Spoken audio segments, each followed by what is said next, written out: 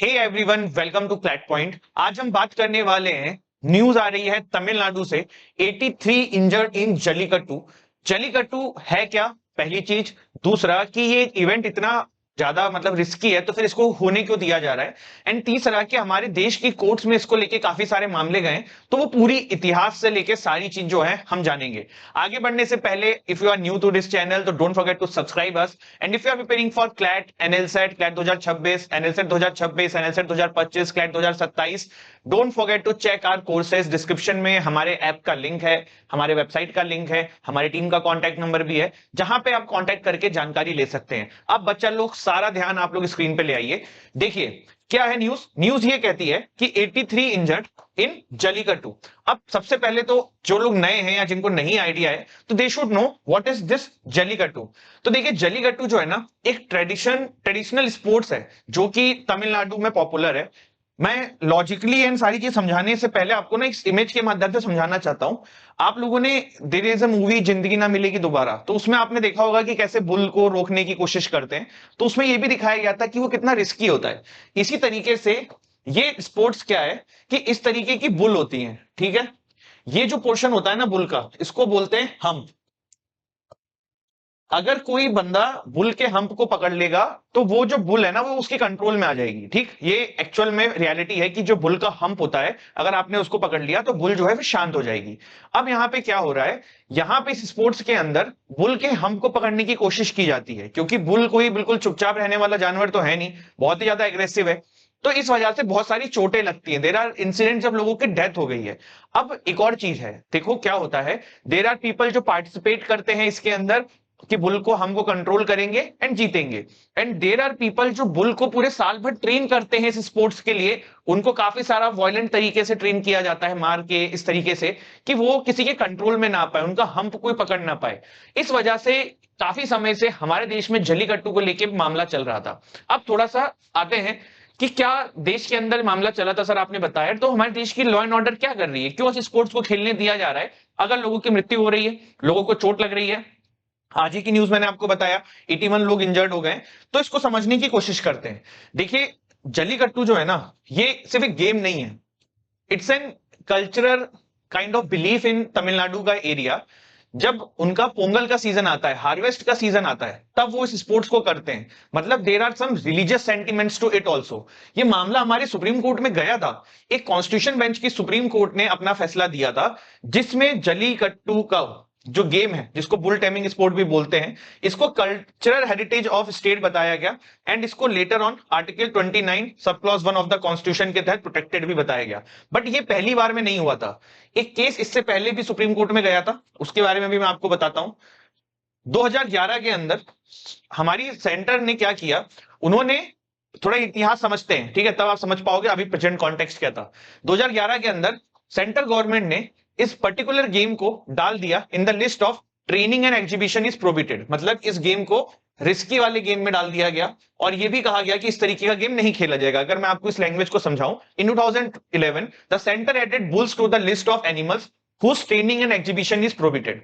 देखो क्या है, सेंट्रल गवर्नमेंट की एक लिस्ट है जिसमें जिन जिन एनिमल्स का नाम है, उन एनिमल्स से ना आप स्पोर्ट्स खेल सकते हो, ना ही उन एनिमल्स को आप अपने यहां रख के ट्रेन कर सकते हो किसी स्पोर्ट्स के लिए। ठीक, तो 2011 में सेंट्रल गवर्नमेंट ने ये काम किया था। इसका बहुत ज्यादा लेवल पे इसके अगेंस्ट में आवाज उठाई गई। साउदर्न एरियाज में बहुत ज्यादा क्रिटिसाइज हुआ, लोग सड़कों पे उतर आए थे, क्योंकि मैंने आपको बताया it's not just an sport for them, उनके रिलीजियस सेंटिमेंट्स भी इससे जुड़े हुए हैं। सुप्रीम कोर्ट में ये मामला आया मई 2014 के अंदर। मई 2024 के अंदर सुप्रीम कोर्ट ने जल्लीकट्टू को बैन कर दिया। इस केस का नाम था animal welfare board of India versus A Nagarajan case. इस केस के अंदर सुप्रीम कोर्ट ने इस गेम को आपके बैन कर दिया। ठीक, the case name is animal welfare board of India versus A Nagarajan. इसके बाद क्या हुआ, इसके बाद बहुत ज्यादा प्रोटेस्ट देखने को मिला साउदर्न एरियाज में, लोग सड़कों पे उतर आए। वहां की गवर्नमेंट ऑफ कोर्स चाहती थी कि इस स्पोर्ट्स को लाया जाए, क्योंकि वो तो लोकल को सपोर्ट करेगी, वोट बैंक्स भी होता है। तो उन लोगों ने इसको खत्म करने के लिए, सुप्रीम कोर्ट के इस फैसले को खत्म करने के लिए क्या किया, उन लोगों ने सुप्रीम कोर्ट के इस फैसले को खत्म करने के लिए एक एक्ट है जिसका नाम है prevention of cruelty to animals Tamil Nadu amendment act 2017 and prevention of cruelty to animals conduct of jallikattu rules of 2017, ये लाया गया, जिसमें यह कहा गया कि भैया बुल का जो रिलेटेड जो भी हमारी सुप्रीम कोर्ट ने मना किया है या सेंट्रल गवर्नमेंट ने जो नोटिफिकेशन निकाला था, उसको अब हमने एग्जेम्प्ट कर दिया है और बुल टेमिंग वाला जो स्पोर्ट्स है इसको अलाउ किया जाएगा, बुल्स को ट्रेन किया जाएगा। तो यहाँ पे ये 2017 के अंदर जो तमिलनाडु की सरकार है उन्होंने यहाँ पे ये चीज करी। ये मामला फिर आया कहां पे, सुप्रीम कोर्ट में 2018 के अंदर। एंड फिर सुप्रीम कोर्ट की लार्जर बेंच के पास ये मामला आया, जिसके अंदर ये फाइनली कहा गया कि जल्लीकट्टू को खेलने दिया जाए। क्यों, मैंने आपको बताया, क्योंकि लोगों के लिए सिर्फ स्पोर्ट्स नहीं है, it's there is a religious sentiment to it जो उनके यहाँ पे है, और जिस वजह से वो ये चाहते हैं कि भैया ये स्पोर्ट्स को कंटिन्यू किया होने दिया जाए। तो this is what jallikattu sports is. अब ये न्यूज में आपको हर साल मिलेगा और जनवरी के टाइम पे ज्यादा मिलेगा, क्योंकि जनवरी में मैंने आपको बताया पोंगल के टाइम पे इसको खेला जाता है। It is celebrated in the month of January during the Tamil harvest festival Pongal. ठीक, अब यहां पे देखो, देर आर पीपल जो कहते हैं कि इसका गेम नहीं होना चाहिए, and there are in huge section of people जो कहते हैं कि ये होना चाहिए। तो दोनों ही एस्पेक्ट को हम समझने की कोशिश करते हैं। ठीक है, तो एक अपन ऐसे ड्रॉ कर लेते हैं। ठीक, इधर है कि ये लोग कहते हैं कि होना चाहिए स्पोर्ट्स, देर आर पीपल जो वो ये कहते हैं कि इसको नहीं होना चाहिए। ठीक, तो जो कहते हैं कि इसको होना चाहिए, तो पहला पॉइंट तो वही है जो सुप्रीम कोर्ट ने बोला 29 सब क्लॉज 1 हमारा जो कॉन्स्टिट्यूशन का फंडामेंटल राइट है, उसके तहत लोगों का अधिकार है वो अपने भैया जिस तरीके से अपने कल्चर को प्रिजर्व करके आगे बढ़ाना चाहें वो करें, उनका जो रिलीजियस सेंटीमेंट है वो आगे बढ़ाएं। तो ये एक पॉइंट है। दूसरा ये कि भैया ये रिलीजियस सेंटीमेंट के नाम पे फिर कितनी चीजें दी जाएंगी। देखो, यहाँ पे ऐसा नहीं है कि सिर्फ इंसानों को दिक्कत हो रही है।